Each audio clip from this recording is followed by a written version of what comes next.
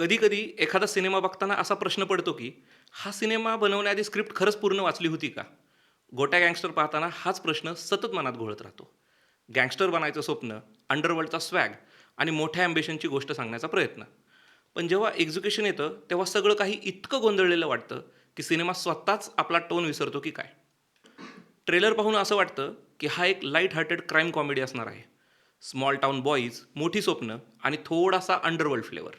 मराठी सिनेमात हा जॉनरा फारसा एक्सप्लोर झालेला नाही. त्यामुळे एक्स्पेक्टेशन्स नॅचरलीच वाढतात. पण चित्रपट सुरू झाल्यानंतर हळूहळू जाणवतं, की हा सिनेमा नेमकं काय बनायचं आहे यावरच कन्फ्यूज आहे. कॉमेडी, क्राईम ड्रामा की मोरल स्टोरी? उत्तर सगळं थोडं-थोडं, पण नीट काहीच नाही. या फिल्मच्या स्टोरी आणि स्क्रीन प्लेबद्दल बोलायचं झालं, तर इथेच सगळं कोसळतं. कथेची कोर आयडिया साधी आहे. गोट्या, जे कॅरेक्टर प्रथमेश परबने प्ले केलंय, त्याला गँगस्टर व्हायचंय.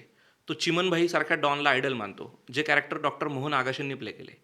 त्याचे 2 मित्र, बंड्या आणि सायली, ते सुद्धा शॉर्टकटने पैसा कमवायचा विचार करतात. मग ते एक अत्यंत विचित्र आणि अनरिअलिस्टिक प्लॅन करतात. सायलीच्याच आजोबांचं अपहरण. इथपर्यंत ठीक आहे. हीच गोष्ट जर स्मार्टली हँडल केली असती, तर एक डार्क कॉमेडी बनू शकली असती.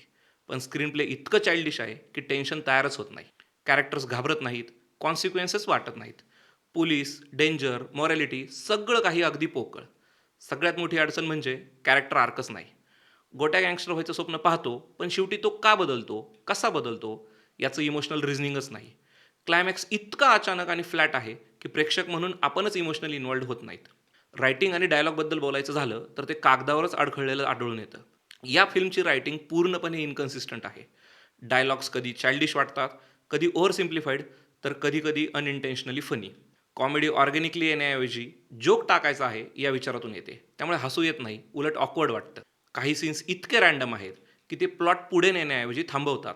परफॉर्मन्सबद्दल बोलायचं झालं, तर प्रयत्न आहेत, पण त्याच्या मर्यादा स्पष्ट दिसतात. प्रथमेश परब खूप सिन्सिअर आहे, हे दिसतं, पण स्क्रिप्ट त्याला डेप्थ देत नाही. एकाच एक्सप्रेशनमध्ये बराच वेळ अडकलेला वाटतो. विनोद वनवे, ज्यांनी बंड्याचं कॅरेक्टर प्ले केलंय, ते साईड किक म्हणून ठीक आहे, पण कॅरेक्टरला सबस्टन्स काहीच नाही. ऐश्वर्या शिंदे, जिने सायलीचं कॅरेक्टर केले, ते कॅरेक्टर फक्त स्टोरी पुढे नेण्यासाठी वापरलेलं वाटतं. इमोशनल ग्राफ काहीही नाही. डॉक्टर मोहन आगाशेंचा रोल अगदी छोटा आहे, पण त्यांच्यासारख्या व्हेटरन ॲक्टरकडून अपेक्षा खूप जास्त असतात, पण त्यांचा वापर खूप मिनिमल झालेला आहे. सपोर्टिंग कास्ट जसे की प्रवीण तरडे, मुकुंद वसुले आणि इतर सगळे आपापल्या जागी ठीक आहेत, पण रायटिंग कमकुवत असल्यामुळे कोणीच लक्षात राहत नाही. आता म्युझिक आणि बॅकग्राऊंड स्कोअरबद्दल जर बोलायचं झालं, तर एकही गाणं थिएटरमधून बाहेर पडल्यानंतर आठवत नाही. बॅकग्राऊंड स्कोअर सीनला टेन्शन देण्यामध्ये पूर्णपणे अपयशी ठरतो. सिनेमॅटोग्राफी व्हिज्युअली डल आहे, काहीही मेमोरेबल नाही. एडिटिंगमध्येही पेसिंग खूप अनइव्हन आहे. काही सीन्स अननेसेसरी लांबलेले आहेत. एकंदरीतच टेक्निकल डिपार्टमेंट कुठेही इलिव्हेट करत नाही. चित्रपटाच्या थीम आणि इंटेंटबद्दल बोलायचं झालं, तर चित्रपटाला काय सांगायचं होतं हे आपल्याला समजत नाही. चित्रपट बहुतेक हे सांगू पाहतो, की गुन्हेगारीचा मार्ग चुकीचा आहे. पण हे सांगताना तो इतका गोंधळतो, की मेसेजच पोहोचत नाही. आजच्या काळात ऑडियन्स खूप स्मार्ट आहे. ते सरफेस लेव्हल रायटिंग पटकन ओळखतात. गोट्या गँगस्टर मात्र त्या लेव्हलपर्यंत पोहोचतच नाही. फिल्मच्या रिलीजबद्दल बोलायचं झालं, तर खूप लिमिटेड शोजमध्ये आणि अल्मोस्ट नो बजमध्ये, मिनिमल प्रमोशनमध्ये हा फिल्म रिलीज झाला.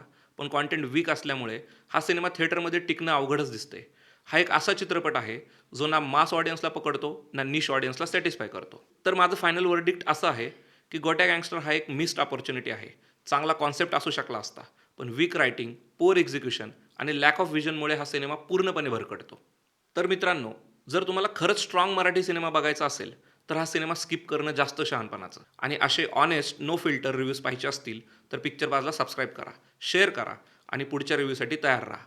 पुढच्या वेळी भेटू. तोपर्यंत सिनेमा बघा, पण डोळे उघडे ठेवून.